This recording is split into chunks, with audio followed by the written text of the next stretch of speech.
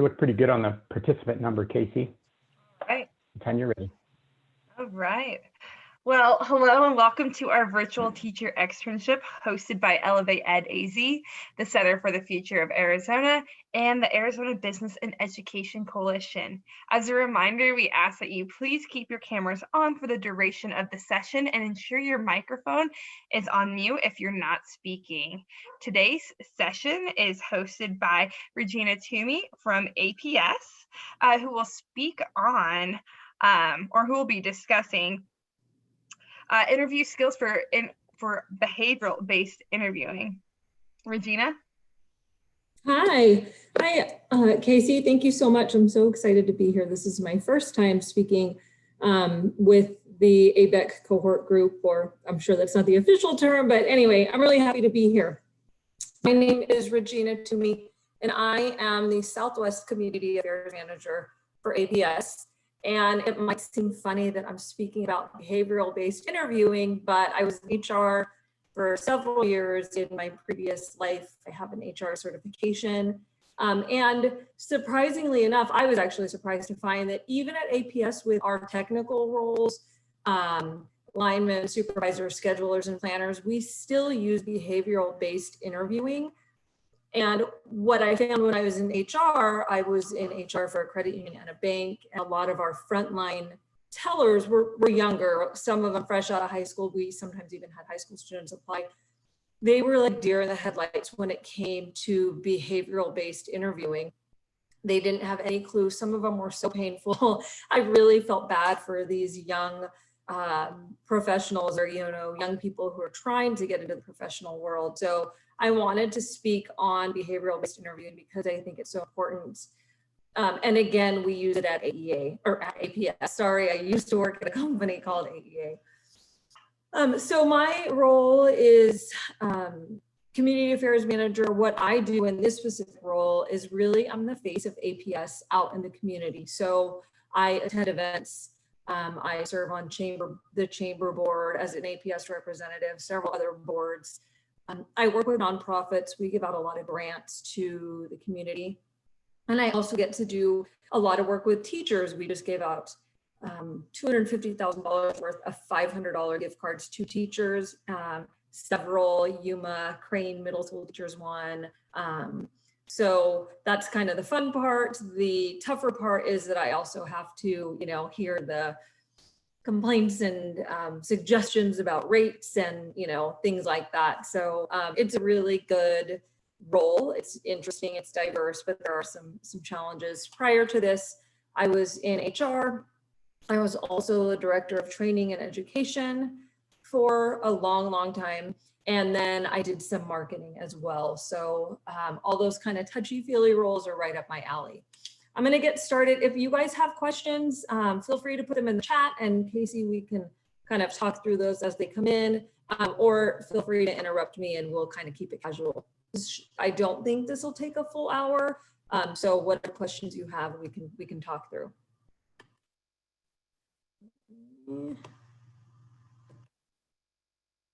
Okay. So what we're going to talk about is what actually is behavioral interviewing. It kind of sounds funny. It's sometimes called STAR interviewing or BI. We'll talk about why it's used, the specific behaviors that typically looks to target, how to prepare, so how you can help your students. I think even students into junior high can prepare for this. I was part of a program called JA BizTown, and we had really young like first, second, and fifth graders apply for this program. They had to do mock interviews, and even some of them were able to answer better than my high school kids. So we'll talk about how to prepare for behavioral interviewing, some potential questions. Obviously, there are hundreds of thousands, but some, and then kind of a little bit about the delivery. So any questions you have, please feel free to stop me. So behavioral-based interviewing is sometimes called STAR, and this is actually the approach APS takes. So they're looking for the situation, the task, the action, and the result. And it sounds really easy, right? Like, oh, I could do that, at the blink of an eye. But when you're in a high-pressure interview situation, a lot of interviews now, due to liability issues, are panel interviews, even for like a teller position, we would have 2 people doing interviews. My interview at APS had 4 people, and then obviously the higher you go, the more people that are in the panel. I have done interviews at companies that had 7. I actually did an interview one time where there were 12 people interviewing me. So it can be really hard when you're in an interview to come up with the situation, the task, the action, and the result. So there is some preparation needed. Sometimes it can be called competency-based interviews, looking for very specific competencies, asking very specific questions, wanting results and wanting details about how you have possessed those competencies in the past, or targeted selection. They really focus on questions that delve into your past behaviors. It's hard to fake behavioral-based interviewing because you have to give so much detail. So gone are the days where it's like, where do you see yourself in 5 years? And you answer, well, working for this company, of course, right? Those questions are kind of out the window, unless you're going for, a really baseline role. But anything in kind of the professional environment, or even trade skills, like I said, our schedulers and planners who are more technical, even like our maintenance supervisors, those roles also have these STAR-based, behavioral-based interviewing. And I think that's something that people don't realize. Candidates develop stories that illustrate these skills. So as you'll see when we move through the presentation, if I'm asking you something about time management, I don't just want to know that you show up to work on time. I want to know a time when you were posed with the challenge of being late to work, or meeting a deadline or something like that. So there's really specific questions that are asked of the candidates to get them to answer this way. So, and the reason why is because the old school method of interviews where it's like, tell me 3 words that describe yourself. Are you honest? Just real basic yes and no, black and white questions don't give a true example of how you're going to work. They don't show how you act in high pressure situations, and you really can't figure out a lot about someone from those basic 1 or 2 word answers. So these behavioral-based interviewing questions determine your experience, because if you can't give me a scenario that fits whatever competency I'm looking for, then you probably don't have those skills. It's easy to fib the answer, but behavioral-based interviewing, you really can't. You have to have some experience and some examples of how you've handled that situation in the past. It also helps determine behaviors, so what you say and even what you don't say, what you leave out of a situation. And then it shows employers your potential for success. One of the questions I was asked for this specific role at APS was, give us an example of when you have exhibited managerial courage, which sounds crazy. Like if I was asked that on the spot, I wouldn't have known that, but I did a ton of research and looked up behavioral-based interviewing questions for this specific job title. So I kind of had something already that I knew I would be able to answer. Behavioral-based interviewing is 55% more predictive of on-the-job behavior than just traditional interviewing, which is only 10% predictive. So that's why more and more companies are moving to this type of model. So again, it's looking for specific behaviors, characteristics, skills, values, attitudes, competencies. Those behaviors provide clues as to how you're going to fit in to corporate culture. Specifically at APS, we have a very strong culture. We are very team-oriented, but we also are very ethical and very safe. So that question about managerial courage, the answer that they were looking for, the example they were looking for is an example of me being able to stand up to, not stand up to, but to speak on a situation that maybe wasn't ethical or maybe wasn't right.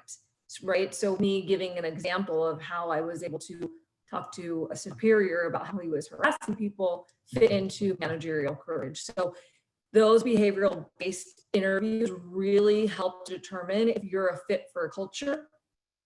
And more companies are hiring for skill set, but they're also hiring for culture fit. Culture is so important that they want to know that if it's a really team-focused environment, that you're not a solo worker. And they need to know that by examples, not just by you saying, yes, I work great as a team. So the skill sets most companies look for are content skills, so work-related knowledge, functional or transferable skills, so how you work with people, retain information, and then adaptive or self-management, which would be personal characteristics. The top 10 behaviors most companies look for, and this is across the board and very specific to APS as well, achievements or result orientation. So a question, a behavioral-based question might be, give us an example of a time when you started a project, completed the project, and what the results are. So instead of saying, yes, I'm great at project management or multitasking, you would have to say, in my role at XYZ company, I was tasked with creating this project. This is how I did it. These are the results. So it's really important to hit all four S: situation, task, action, and the result. And it doesn't have to be just at a job, right? I have a 17-year-old, almost 17-year-old, and he hasn't had a job yet, and so he's nervous about interviewing, but it can be in your life, right? And he plays sports, so it can be an example of, something he did in his sports career, or something he did at home. I think a lot of people assume it has to come from a job, and well, yes, obviously that's preferable.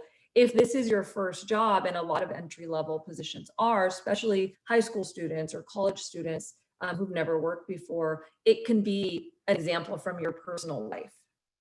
The questions a lot of the questions look for initiative, and not just, I'm a self-starter, but I took initiative when I did X, Y, Z, and this is the outcome. How you have impacted a position or a company that you've worked for, and how you've influenced others.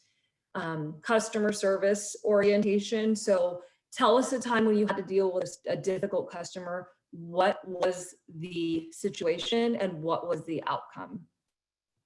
Interpersonal understanding. So how you work with teammates, give us an example of a time when you didn't get along with a coworker and how you resolved that issue. Now, if someone says to you, I've gotten along with all of my coworkers, I've never had an issue. Well, you're probably fairly certain that that's not accurate. I mean, maybe they're just the most wonderful, genuine person. They've never had any interpersonal conflicts, but 9 times out of 10, they have a story to share. Oh shoot, that was a duplicate, sorry. So this is the prep, and this is really important. And this, I think, for me as a parent and as a former HR director and as even an employee, this is the most helpful to prepare for the interviews. Interviewing no longer are the days where you just kind of look up the company and know a little bit and you can go in. You really need to look up behavioral-based interview questions for XYZ role. So the situation or the task. Describe the situation and be very specific. Provide enough detail for the interviewer to understand. So if you have to give a little bit of background on the role that you did, if it was kind of a role that wasn't very common, and you need to explain what you did at that job and why the situation occurred, do that.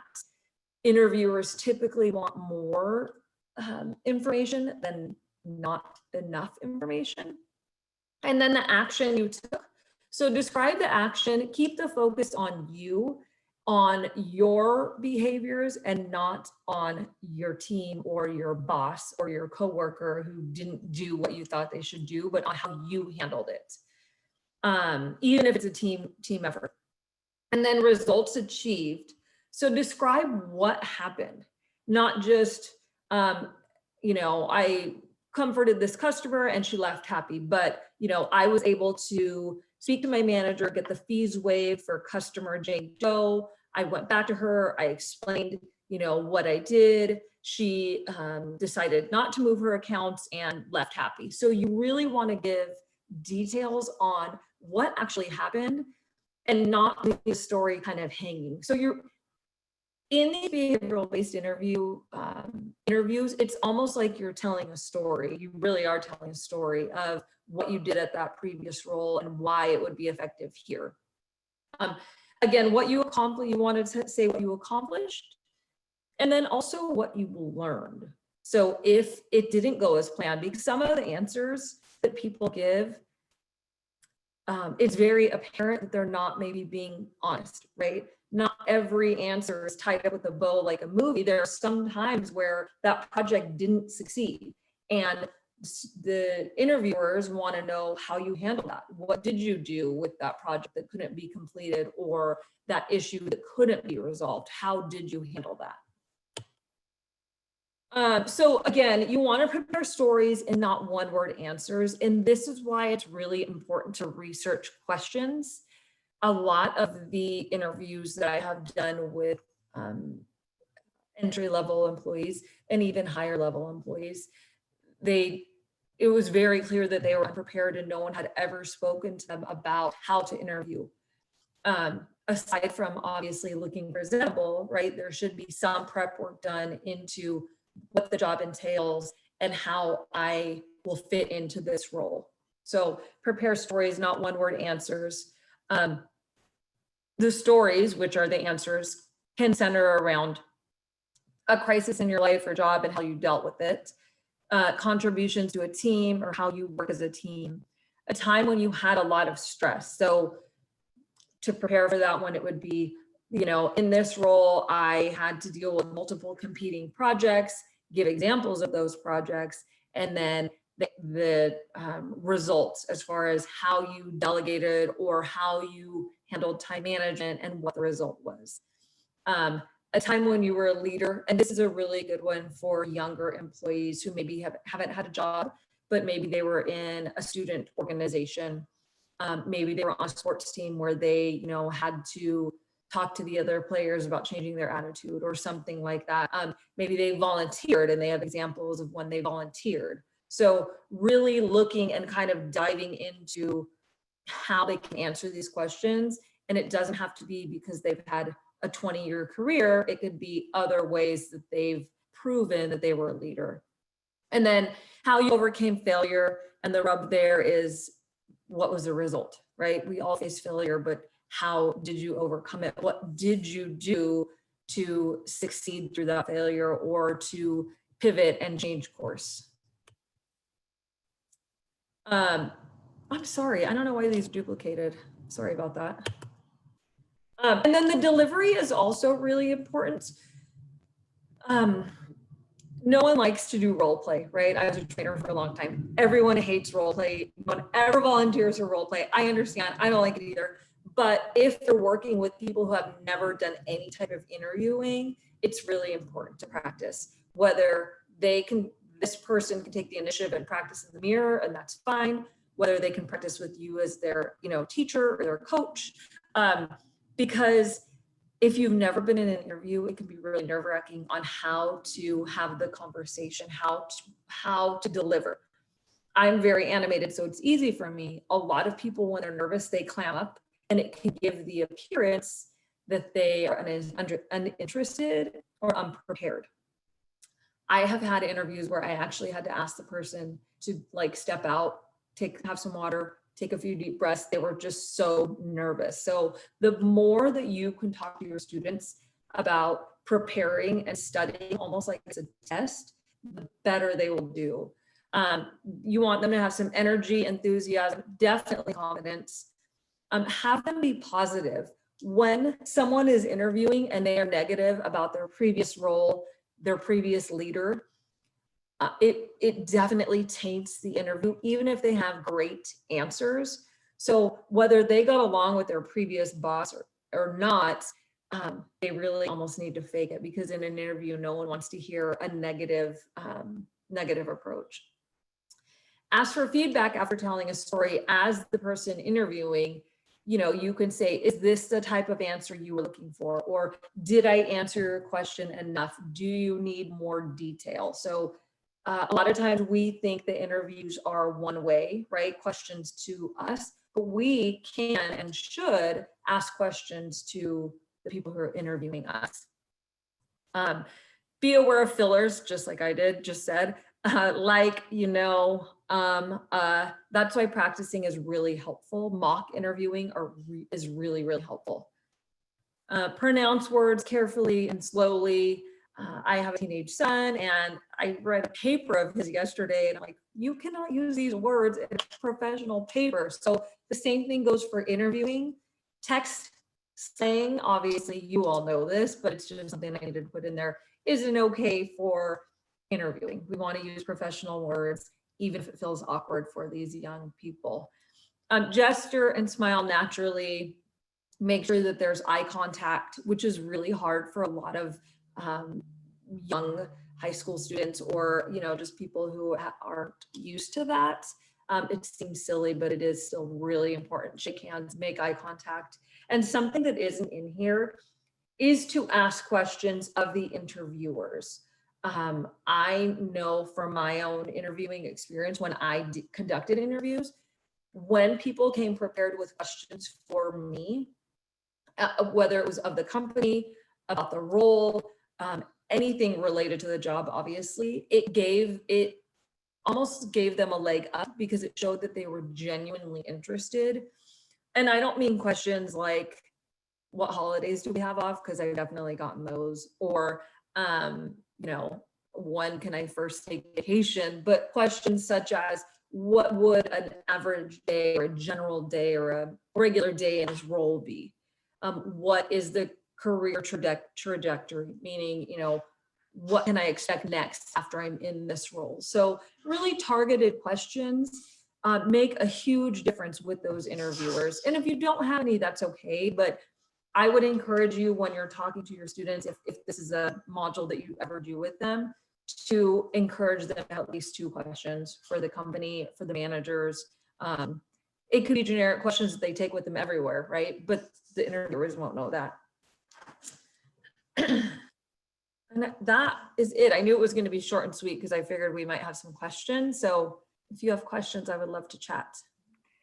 Yeah, Regina, this was great. And on this last slide, specifically when you touched on questions, and you kind of went and segue into the types of questions, but should students focus on a mix of personal versus, questions that are focused on culture versus, trajectory, or, what advice would you give on the types of questions that they should be asking? That's a really good question. I think I would suggest a couple. I would definitely suggest asking about the culture. I asked APS, I knew that they were really big on culture, and we had spent a lot of time talking about culture in my interviews. So when I got to the next level, because that's something I failed to mention, is companies like APS, there's typically 3 levels. So there's an HR, just standard call, to make sure that you meet the minimum requirements. There is an interview typically with a panel, which includes your boss and other area leaders. And then there's a higher interview, which is with your boss's boss. And then sometimes there's even a 4th, which would be with more vice presidents or executives. I would recommend the questions relate specifically to the role and to the culture. So a good one is, what is a day like in this role? What can I expect from this role? Jacob. Sorry, my kids just got home. Another one could be, what can I expect? What would be my next step if I accepted this position? Say I'm in the role for a few years, what's the next level that I can move up to? And then something about culture. So it can be as simple as, describe to me the culture at APS. How has it changed in the past few years? So just to find out where the culture is going, and if you're even going to fit into that culture. And those are big, heavy questions. So even if it's just sticking to what's an average day in the job, and you can also ask the interviewers what they like about their role, because that kind of gives you some insight too. And it's also a good filler question, because it lets them talk a little bit about themselves. Oh, I think you're muted. I said, yeah, that definitely answered. And I think it gave us really good insight of, how we have students who might not have as much experience in interviewing, but what's Right. questions that they can at least enter in with. And I know Aaron typed in a question as well in the chat. Oh. Yeah, so mine was related to you were talking about researching the interview process for a company. Do you have a specific procedure, or how would you recommend moving forward on that? I'm thinking, if I were in the classroom and wanted to set up a project for my students to research, a company and such, what would I tell them as far as, digging in around what they might be looking at for the interview? Do they use this kind of interview process and such? Sure. So it always helps to know someone who already works there. I'll just start by saying that I knew someone who already worked at APS, and it was really helpful because she kind of let me know that they use this process. That's not always the case, especially in bigger areas like Phoenix or Tucson. I always start by just Googling interview questions for, and then whatever role you're applying for, because that starts by just giving you some generic insight into, okay, typically, you're asked customer service questions, you're asked, you're asked adaptability questions, you're asked teamwork questions. And then it's not very scientific, but it's Googling star method interview questions for XYZ role, or behavioral based interview questions for XYZ role. And you will find hundreds and hundreds and hundreds of pages with questions. Go ahead. To Aaron's question too, if you have students who actually have interviews with specific companies, you can always ask HR director what the process is going to be. That's usually something you should do to find out who's on the panel. So if you're walking into a department director and the HR director, or if you're walking into a panel of 7, it's always okay to ask, and they should provide you that information. So I think that's something to tell students as they're starting their first interview process, just so they can be prepared. Or if it's like a multi-step that Regina was talking about too, those things. Yeah, that's a really good point. And it also helps because it's a good idea to take the resume. Most employers have copies of the resume already, but it just shows that they're prepared. The most prepared I've ever seen a teller was a gentleman came, and he was young. He was fresh out of the military, and he had a briefcase, he had his resume, and he had questions for us all prepared. You could tell he wasn't thinking of them on the spot. And if they're jotted down, there is nothing wrong with that. I know it can be kind of intimidating to think, oh my gosh, I have to have 5 interview questions to ask while I'm already trying to, remember all these methods or interview, questions. But if you have them written down or typed out, I think that that's totally okay. Anything else?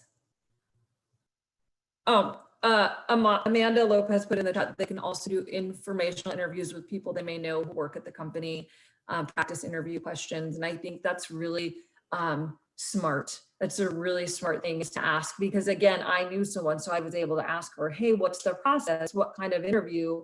And she was able to tell me it's competency based. They really want examples, and it was helpful. Regina, I was going to ask you a question from the APS perspective. Before I started, I was an executive recruiter summer actually, and we had done a ton of virtual interviews because of COVID. We had never done that really before. It was typically phone interviews and in-person interviews. But do you feel like now, after we've kind of gone through 8 or 9 months of this, do you think the first round of interviews are going to be virtual most times, or? I do. We actually hired someone in March. We've actually hired a couple people, and they've been Zoom because it's obviously different than phone, right? Phone is hard. You don't get the body language. You don't see the eye contact, but Zoom, well, it's not ideal. I can see your face. I can tell if you're engaged, if you're not engaged. So from our perspective, I think, especially if we're hiring, because APS is working from home through the end of the year, probably into January. And we still have to hire. So the first rounds will be Zoom. I wouldn't be surprised if, for us, we kept them virtual all the way through, just because of our safety protocols. We're being really strict. Thanks. Yeah, I was just wondering from a private company perspective what we're doing. So when I applied, I was actually in San Diego on vacation. I drove down to Yuma, had interviews, drove back to San Diego for the rest of my vacation. And then I had a phone interview with a leader, like higher level leader. And then I kind of did everything over the phone, but the step that I missed, and it was just because of the overlap, was I would have come back to APS headquarters and had a VP interview in person, but the VP had transitioned in the middle of all of this. So APS is really intense with their interview process. I also worked for Gowan Company, which is an international ag chemical company. Their interviews were all day. So I went at 8 a.m. and I didn't leave until like 4 or 5. And it was just with different people coming through. Those are really intense. And I think those are, you know, obviously after you've been in professional world a little longer, but yeah, just wanted to throw that out there. Anything else? And I'm just going to ask this from, I know you touched a little bit about your son and his experience of, you know, talking about the sports teams and like that he's been on to an employer, but I guess what advice would you give to educators just for students to have those opportunities in class to, you know, either, you know, work in teams or have these experiences so that they can talk about in an interview? And, you know, what experience would, you know, interviewers like to see, or, you know, what types that teachers can, you know, add to their curriculum? That's a good question. A lot of leadership. Any role that I've ever interviewed for, me being the interviewer, whether it was frontline, you know, from a teller or a file clerk or receptionist, all the way up to a vice president, leadership. So did they lead a group project? And I think what students have to remember, and teachers who are helping students, is you have to think creatively about the example. So it doesn't have to be, I led my sports team, but it could be, we had a group project with 5 people and 2 of the people didn't want to participate. And how did you work with them to get them to participate? So being creative in the answers for those things, but leadership is a really big one. Initiative is a really big one. And then honesty or ethical, you know, soundness sounds funny, but and integrity, I should say, is a better word. Those are probably the key. The other part I wanted to mention, and I'm struggling with this with my own son, is the resume, because you never had a job. How do you have a resume, right? And there are a lot of examples online of no work experience resumes. You can even type in for high school students and they'll give you obviously a layout, but some examples. So volunteerism is a good one to put on a resume, whether they, you know, went with their mom to the food bank. They don't have to say that, but they can just list, you know, food bank as a volunteer. The sports teams, clubs. And then I have a stepdaughter who is in dance, and that is one that she can also list because there is a lot of leadership skills that she has to exhibit with, you know, the younger dancers and things like that. So when you're working with students on resumes who don't have work experience, it's a little harder just because you have to think creatively of how that individual, that student fits, you know, into this role and how you can make a resume for them. And that's a good point as well. And this is something that I actually talked about earlier today.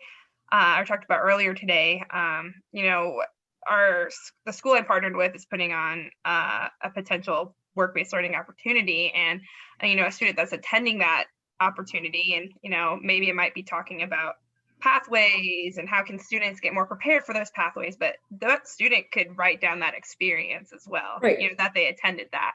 And so exactly, most students are applying for frontline entry level roles, and so the requirements aren't as stringent, obviously. And then once they have some experience, and if you're working with junior college kids or something like that, obviously it gets a little easier.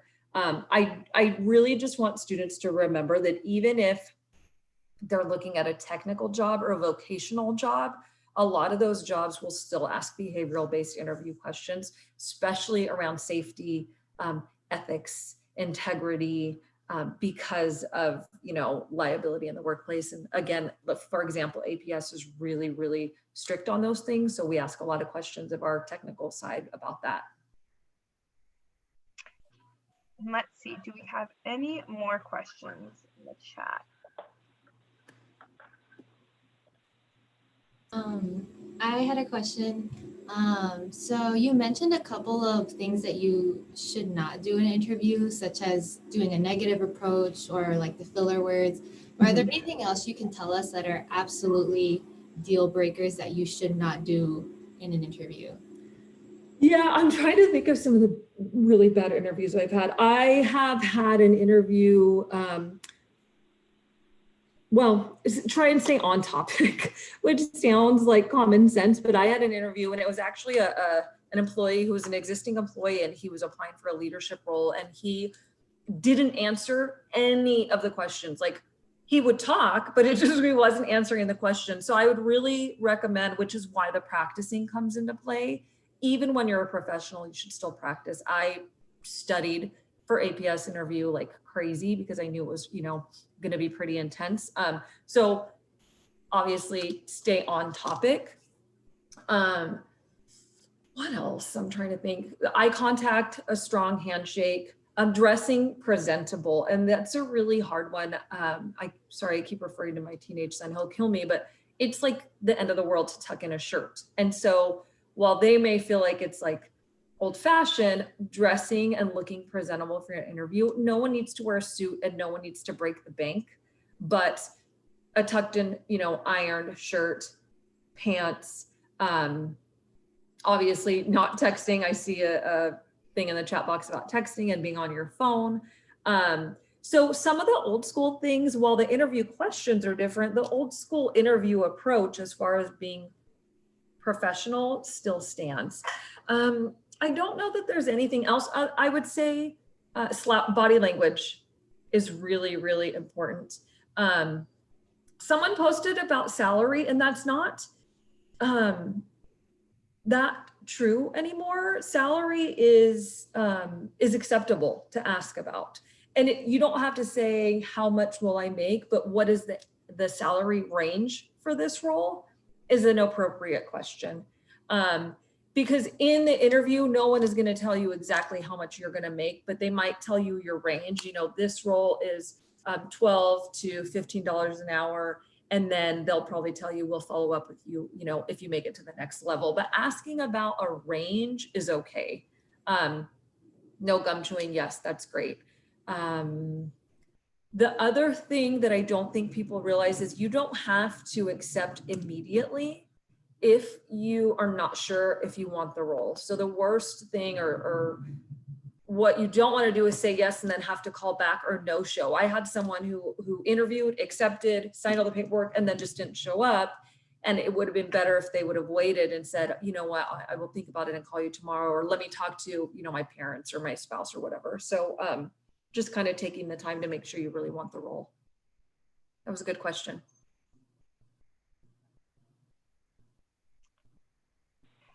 What do you recommend for follow-up after the interview, as far as excellent. Email, that kind of thing? Yeah. So it's a fine line between pestering, because 9 times out of 10, you will be calling HR. Sometimes if you have the hiring manager's information, I always recommend going to them. At APS, because we have such a strict process, even if I would have followed up, and I did, she wouldn't have been able to answer because, all offers had to come through HR and be, very official. For follow-up, my recommendation is the day of the interview, send an email, or I wouldn't send a text, I would send an email or a call if you really need to thank the person for the interview. Acknowledge that you appreciate them taking time out of the day. Let them know that if they have any follow-up questions, you are willing to ask, and that you're looking forward to hearing back from them, and that, anything about how you really want the job and you would be, happy to work there. I would then wait a day or two. And if you don't hear anything, most jobs, they'll tell you when you leave the interview, we'll get back to you in a day or two. Or if it's a week, they'll tell you they'll get back to you in a week. But I would immediately that day follow up, and then I would give it a couple days and follow up from there. Again, it's a fine line between you know, kind of being pushy and being proactive and showing initiative. So my rule of thumb would be I probably wouldn't follow up more than like 3 times, because it's going to verge on starting to annoy people. I will share with you that this role that I'm in now, I did not get my first interview. I didn't even make the interview process the first time. I submitted my interview. I did not even get an interview. The person they offered the job to didn't accept. And then I got a call like 4 months later. So also let them know not to, you know, be discouraged. I have also had interviews that I've conducted where I offered it to the first 3 people and they, you know, didn't take it for whatever reason. And so that fourth one on my list ended up getting the job. So really try and stay positive, follow up, definitely the first day and then a couple more times. How about social media? Sorry, I'm monopolizing the time, but No, they're great questions. Social media, as far as, do you have, are most companies looking at future employees' social media? What should we be sharing with young people about that? That's like a whole other topic. No, I would let your students know that yes, employers look at social media. And I know when I was in HR, I did check social media for people. I would tell them to keep all of their social media accounts private, because I can't really see too much if it's private. I would also encourage them not to have their profile pictures be inappropriate. 9 times out of 10, that's the most that I could see when a social page is private.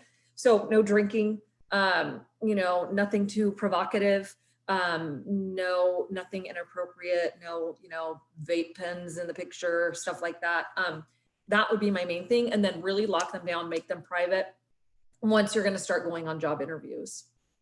And I would never friend request your hiring manager or your boss. That is obviously later down the road, but yeah. That is such a good tip, especially even for college. I volunteer for a university, and you know the girls always bring this up, but there's one topic I'd like to ask about, and I know you mentioned we were on the topic of like do nots, like, you know, for interviewing, and you mentioned filler words, which can be hard for adults, right? Sometimes I struggle with filler words. What are some strategies maybe educators can use in their classroom to help students just work on their soft skills or presenting skills? And I know this might not, but yeah, if any, you know, advice you can give or strategies that educators can use. I helped a friend's daughter work on her presentation skills for a Miss Yuma County pageant for a couple of years ago. And the hands down, the thing that works the most is practicing. Record yourself. So if students don't want to role play, again, because it is weird and embarrassing, and they don't want to do it in front of, you know, the class. And I know how teenagers are and young people, record themselves on their phone, watch it back. You can also try little things like, you know, that rubber band trick where you like, when you're trying to break a bad habit and you kind of snap the rubber band on your wrist anytime you do something like a negative thought or something like that, you can try that for the filler word. And I keep saying now, I think I'm saying it like not realizing that I'm saying it, but I really just recommend practice. It's the only thing that gets you over the fear of public speaking. I know it's a lot of people's number one fear. The things I would recommend to your students: speak slowly, even if you feel like you're talking, you know, like you're a robot. People automatically speak faster when they're nervous. So it's just an inherent thing that we do. So really try and slow down. Again, use proper words. Slang is the number one way to look unprofessional or unprepared maybe. And then the rubber band thing, I think, helps too. It sounds silly, but it does help. And a few fillers are okay, especially if you're nervous and you're trying to buy, you know, you're trying to buy time usually because you're trying to think of the answers. It's when it's a lot of like, and you know, things like that, because you want these students or these interviewees to look prepared to function in society and to be able to perform the job. So, and someone mentioned in the chat, appropriate professional emails for follow-up. Yes, I cannot also stress that enough, is to not email the way that you text. So, proper greeting, full spelling of the words, signing off, really just making sure that it's the most professional. The internet is great. If a student isn't sure, there are so many example emails on the internet, follow-up email example for a job interview, and you'll find tons. So that's always my go-to.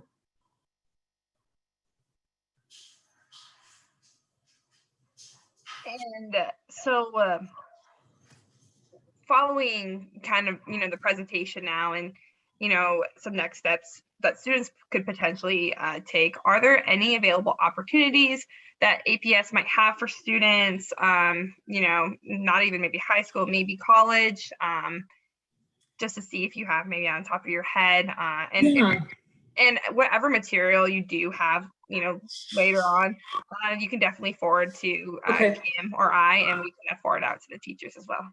APS has an internship program. We do hire a lot of our interns, so I can send you information on that. I don't have details off the top of my head, but I know we do have an internship program. We also have, and this one I think is great, I have boys and I know it's hard to get them focused. We have an apprenticeship program. You just have to be 18, clean driving record, and possibly have your CDL, but you might get it during the process. Our entry-level linemen start out making $26 an hour. So I cannot stress enough the apprenticeship program. If you have boys in your class, even girls, who are just, they're not college kids. College is not for everyone. I wish that we did more with vocational and tech schools. The apprenticeship program is great, especially for the Phoenix area schools. It's harder for others because the program is in Phoenix.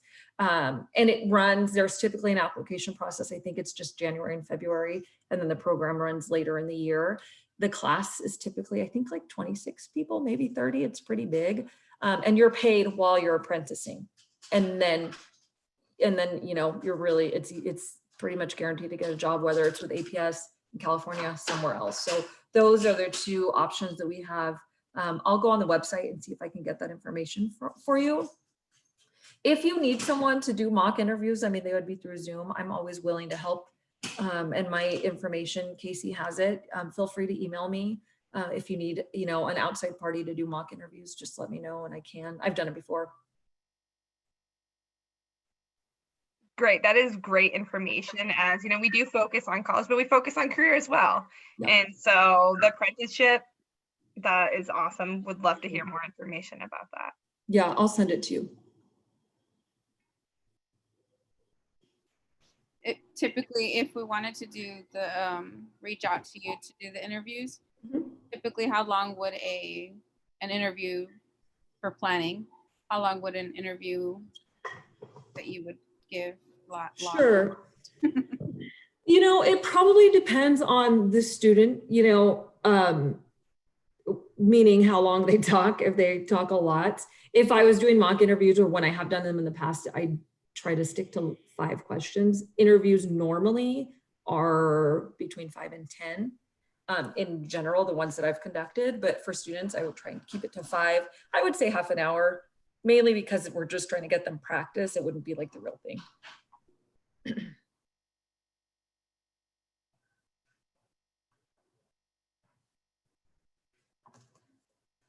Anyone else? And for me doing the mock interviews, it would be I would just do it complimentary. There wouldn't be any, I could just do it for you. We wouldn't have to, there would be no payment or anything like that. Well, thank you, Regina. Is there, could I type your email in the chat? Are you comfortable with that? Or, okay. An email is probably your best bet. Perfect. I will do that now.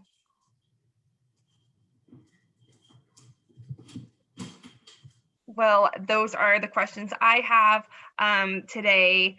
Erin, did you have any more questions or announcements for this session? Nope, no announcements. Well, yes, it is Thursday. Tomorrow we have our collaboration session. We'll be on same time, 3:30 to 4:30. Just some time to come together as a group. It may not last the whole time. And so just plan accordingly. I don't want everybody to upend their entire lives because of it. But we wanted one of the things that we heard from the educators in the last session is that they wanted a little bit more time just to come together and process some of the learnings, and then also talk a little bit about what they're thinking as far as project to be able to run by their colleagues and hear some of those ideas that they may be able to incorporate, as well as make some networking connections and being able to have, you know, another voice when you're thinking about putting some of this together. So just want to make sure that you come to the collaboration for as much of it as you can. So we'll look forward to seeing you tomorrow at that. I think that's all I've got, Casey. All right. Well, Regina, this was incredibly informative. You know, we're getting a lot of chats right now, just saying thank you for the presentation and, you know, the reminders that, you know, even us as adults could, you know, incorporate in our lives, right? So good. I was worried it wasn't going to be helpful, so I'm glad that it is. Extremely helpful. And we have your, oh, you already posted your email as well. So perfect. We have your email and any other information that you have to pass forward. Like I said, you can pass forward to myself or Kim, and then we can pass it on to the cohort. But perfect. I'll get that apprenticeship and the internship info out to you. Great. So thank you. Excellent. Thank you so much. Thanks, everybody. Yeah, have a great start to your Friday tomorrow. Thank you. Bye-bye. Bye, guys. Bye, guys.